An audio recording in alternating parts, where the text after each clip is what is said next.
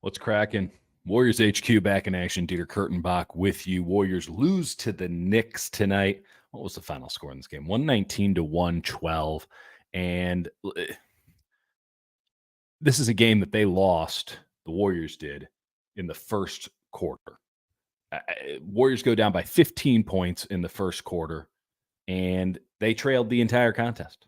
It was a pretty abysmal performance, all things considered. Knicks come out. You know what the Knicks are about. They punched in the mouth, and the Warriors had no response. I think they had 4 turnovers in the first, 4 minutes. And within a very short period of time, the Warriors are down 7 shots just in field goal attempts to the Knicks. The Knicks aren't relinquishing anything like that. They're a good team. They played well. They punched the Warriors in the mouth, and the Warriors didn't bounce back. I think they lost this game in the first quarter, and that's the first thing of tonight's 3 big things. Oh, yeah, we're all the way back, folks. First quarter. They lost it there, and it didn't matter when you go on a 10-0 run. I would note that they also lost it in the fourth quarter. So, yeah, you have a terrible start to the game. You're turning the ball over. You're not focused on defense. The Knicks give it to you early, and then you chip away, you chip away, you chip away. And in the fourth quarter, early goings, you look like you have a shot to get back into it. And there's turnovers, there's bad shot selection. And the Warriors go a stretch of about 4 minutes with about 9 minutes to play in the fourth quarter in a tight, 10-point, one-digit game. And they throw the game away. The Knicks didn't really do anything to win the game after the first quarter. They just went out there and played competent, hard-nosed basketball. Josh Hart played all 48 minutes tonight like it was 1967. Credit to him. He's a very solid player. They're a very solid team. Even without, OG Anunoby, one of their best players. That Jalen Brunson's a dude. And Hartelstein had himself a game, as a lot of centers do against the Golden State Warriors. But when you start poorly, and then you have an opportunity in the fourth quarter and you don't take advantage, I don't know how the Warriors can blame anybody but themselves for losing this game. It wasn't that the Knicks had some hot night. A lot of the statistics were very similar. It's that the Warriors didn't come out ready. First game after a road game and all that. I don't care. We're in mid-March. This is crunch time for a team that hasn't played cohesive, high-level basketball, save for but a few fleeting moments all year. They don't have slack in which to come out with the kind of performance they came out with tonight. And then to not come through in the fourth quarter, and I don't think that there was any rotational issues. I don't think that Steve Kerr put the team at a disadvantage. They missed a couple bunnies. They had bad turnovers and bad spots, and they go almost 5 minutes without scoring. Thank goodness for Trayce Jackson-Davis, who seemed to be the only one who wanted to play with some force in the fourth quarter. We'll get to Trayce Jackson-Davis in a little bit, but yeah, the 4 turnovers off the bat, and they might have lost the game at that juncture because they never played well enough to make up for all of the errors early and then to compound it with errors late. I mean, this is a pretty concerning performance from a Golden State Warriors team that doesn't have any slack to give. If you're wondering why this is a team that looks like it's going to play in the bottom of the play-in tournament bracket, tonight, Exhibit A, case in point. Ladies and gentlemen, I rest my case. There have been moments where you think to yourself, this Warriors team has the talent, and when they turn it on, it looks like they have the ability to really make things happen, that they can make some noise come playoff time. And then you are hit with a dose of reality like tonight. And it should be very strongly noted here. The Warriors are 17-18 at home. They don't have a lot of home games down the stretch here. They have 2 more this week. Then they're on the road for a very long time. There is one game, I believe, against Dallas, and that's a whole rescheduling thing. So they play the majority of their games down the stretch on the road. And I know that the Warriors are playing good road basketball today, that they have just another road win from the other night in Los Angeles. But the fact that home court has not been of an advantage to them this season, I don't know what to make of it in a larger macro sense, because obviously last year they were horrendous on the road, but played pretty well at home, which they had to do. It was the only way they were going to do anything of note or importance. Regardless, for them to be so bad at home this year, I understand the context, I understand the circumstance, but for them to be so bad at home this year it's an indictment on them as a team. That's not something that we can really say outside of the absolute disaster season where Steph Curry broke his hand. That's not something we should be saying about the Golden State Warriors. Whether it's Oracle Arena or at Chase Center, home court has always been an advantage for them. I don't think that the crowd is any different. We're deep into this San Francisco experiment. We have to drop the notion that place can't get loud. It's certainly not as loud as Oracle, but it gets loud, and it should be a home court advantage. I've heard that place absolutely bumping, and it gets as loud as any arena in the NBA. Sacramento gets up there. I thought Boston was crazy during the finals, but that Chase Center gets up, and it gets rowdy. You have to give them a reason to get rowdy.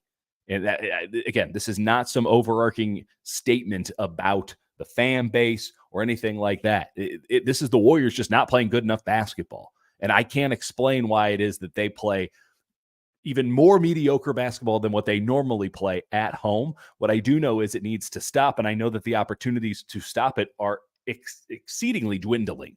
They don't have that many home games left. So maybe that's a good thing. Maybe it's a bad thing. But this idea that the Warriors deserve better than what they've had so far, which I feel like seeps in anytime they win a game.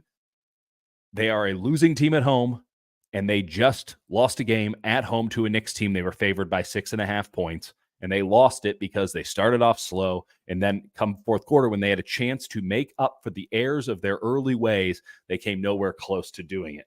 Let's talk about what Andrew Wiggins did tonight. It was too little, too late, and it was definitely too little.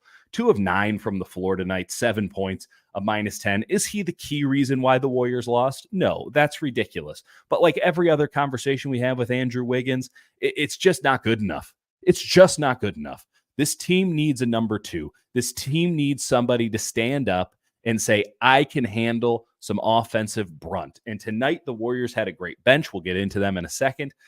And the offensive, the starters just weren't great. You'd expect a certain level of offensive output from Draymond Green that's limited. 2 points on 1 of 7 shooting tonight. That's going to happen. He's still affecting the game in other ways, even though this wasn't Draymond's best game. Kuminga's giving you 16. I'm not sure you should ask for anything more. He can give you more, but you shouldn't ask for it. He's still 21 years old. Brandon Pajemski, kind of a no-show in this game. The physicality of the Knicks just took it to him. He's a rookie. I'm not going to hold it against him, but 0 for 2 from the floor in 25 minutes, no points in the game. Steph gets his 27, but this is just another clear game where the Warriors needed Andrew Wiggins, a player who doesn't have excuses, right? Jonathan Kuminga is young. Brandon Pajemski is young. Draymond Green is not an offensive player like that. He's a great passer and all that, but he's not someone who should be giving you buckets. If he scores in double digits, you're golden. You look at the bench. Gary Payton II is not someone supposed to be giving you points. Klay Thompson has 18 of 6 of 15 shooting. It's a good night for Klay in 30 minutes. You get 19 points from Trace Jackson Davis, who's just been immense. You get 14 points, a lot of them early from Chris Paul, who I thought was he looked like he had his shot off the bench again, at least early. It faded a little bit in the fourth quarter. You're not getting much from Moses Moody these days, and the rotation is shorter. You got no Saric, you got no Looney. Andrew Wiggins, when you have this shorter rotation, when you have a bench unit that is pretty defined now and is playing good basketball, and you don't want to mess that up, it means that the starters have to lift their game. And they've already asked too much from Pajemski, and you can't really ask anything more from Kuminga. And you know what Draymond Green is. If I'm leaving out Steph Curry, it's only because it's Steph flipping Curry. There's one guy that has not raised his game commensurate to what the Warriors need, and it's Andrew Wiggins. This team is only going to go so far as Andrew Wiggins will help take them. He has to take on some of the responsibility here for the Warriors taking that next step. They seem to believe, when you talk to them, when you listen to them, they seem to believe that there is more for this team to give. And every now and again, they hint that there is, in fact, more for this team to give. I'll tell you straight up, if Andrew Wiggins wants to give the Golden State Warriors more, there is more for the Warriors to give. But everyone else is giving their everything. Everyone else is playing at the maximum that you can expect from them right now. Is there little margins that you can improve on? Of course. Are there going to be bad nights? Of course. Andrew Wiggins is nowhere near the player that he should be at this juncture in the season for a team like this. And I can't explain it. I cannot explain why Andrew Wiggins is no longer a player who seems to have any place on an NBA court in any sort of an important minute. This guy was the second best player on a championship team less than 24 months ago, and he should be physically in the prime of his career. And yet here we are still talking about where the hell has he gone, even while he's on the court. It's completely inexplicable. And if you want to explain it through hearsay and rumor and stuff, it still doesn't really excuse the level of play. 2 of 9 from the floor. There were some nice rebounds late, and he did have 4 offensive rebounds in this game. But again, it was just too little too late. This is a guy who needs to start playing with some force, and this is a guy who needs to maybe even play a little selfishly. Take it upon himself to make something happen. Tonight was a night where the Warriors desperately needed Andrew Wiggins to just be average, and he couldn't even do that. This is the main storyline. I'm going to keep harping on it day in, day out. We'll give him credit when it's due, but it seems as if most nights he has not earned the credit, and I'm going to continue to hold him to a high standard because I've seen him play at a high level recently. Like fairly recently, he has played at a very high level. I'm not willing to forget that, and I'm not willing to excuse the drop-off from Andrew Wiggins. It's inexplicable, but it's also inexcusable. And for the Warriors to have this kind of performance from him tonight on a night where it was evident from the jump they needed more from him, man, really discouraging if you're betting on the Warriors to do anything this postseason. A game, 2, maybe even win a first round. Okay, this team's only going as far as Andrew Wiggins will take them. And right now it looks like Andrew Wiggins is trying to get to Cancun ASAP. But the bench was good tonight. And I've already had people texting me. I've already had people emailing me saying, hey, do you move Clay, who's playing pretty well, back to the starting lineup? I don't touch the bench. Doesn't matter who starts. It matters who closes. I don't touch the bench because that bench has a good thing going right now. And yes, the matchup was good for them, and it's Tom Thibodeau. And again, he played a guy 48 minutes tonight. I mean, it's unbelievable in this day and age, and I love it. We need somebody to actually start doing stuff like this again, regardless, just to prove it's possible. Regardless, you don't mess with the bench. Trace Jackson-Davis and Chris Paul have a good thing going. You have a good thing going with Klay Thompson. Gary Payton II gives you some spark. You can give yourself some Moses Moody, but you can also rotate in there a Wiggins. You can rotate in there a Kuminga. You can get yourself some Podziemski if there's foul trouble.